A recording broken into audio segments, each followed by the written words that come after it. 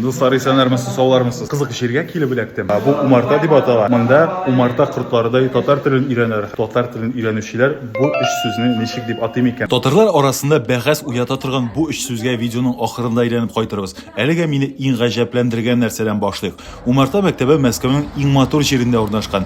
Тәрәзәләре шушында, котельниклар яр буендагы атаклы йортка чыгып тора. Совет заманында мәдәният күгендә балкыган иң якты йолдызлар шушында гомер иткән. Муля, не нервируй меня. Моля, не нервируй меня фразасы белән бөтен совет тамашачысы мәхәббәтен яулаган актриса Фаина Раневская да бу йортта торган. Җәмәгать, әгәр сез яши торган йорт һәм сез яши торган мәктәп тәрәзәләре менә мондый мотор бинага чыкмый икән, мине чакырып та тормагыз, яме. Менә нинди кәттә шартларда өйрәнәләр Тукай телен. Умартага нигез салган кеше Лилиана Сафина. Студент чорыннан Мәскәү халкына татар телен өйрәтә. Быел 24 ел була инде. Лилиана бөтен илгә билгеле булган Эхо Москвы радиосында «Говорим по-татарски» татарча сөйләшәбез тапшыруын алып бара иде. Эхо Москвы и Татарский культурный центр города Москвы представляют программу «Говорим по-татарски». Нишләп Умарта дигән исем бирергә булдыгыз дип сорадым Лилианадан. Телебез бик татлы.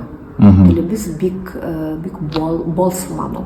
Татарлар бик тырыш халык. Монда килеп тә шулай татар телен берәм бәйнә тамчы өйрәнүче кеше, миңа калса ул безнең Умарта балкытлары. Лилиана белән зур гына интервью яздырдык. Алдагы көннәрдә чыгарырбыз, килештекме? Умартада татарчаны телне белү дәрәҗәсенә карап төрле төркемдә өйрәнәләр. Бәләкәчләр дә килеп укый. Алар белән җырлы өйрәнәбез ди Лилиана. Уку түләүле, әмма шактый арзан.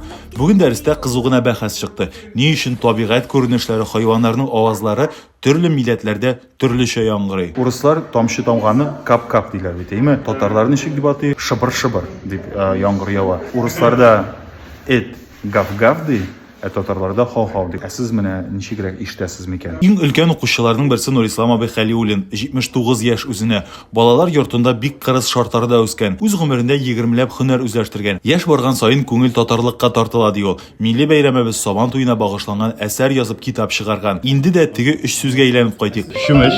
Кыстыбый. Әйе. Милләт. Дустыган.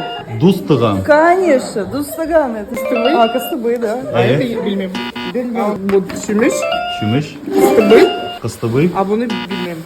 Урта Азиядан шыпыр алар билер. Давлетьярова Светлана. Светлана. Астрахань. Bu Шумыш, әле Чумыш. Кыстыбый, әле Сибирка. Исәмсез, минем исемем Алешина Юлия Александровна. Bu Шумыш. Кыстыбый һәм Сибирка. Татар телен өйрәнергә бер кайчан да соң түгел. Йөрәк тә, күңел дә, туган телгә булган мәхәббәт тә бер кайчан да картаймый.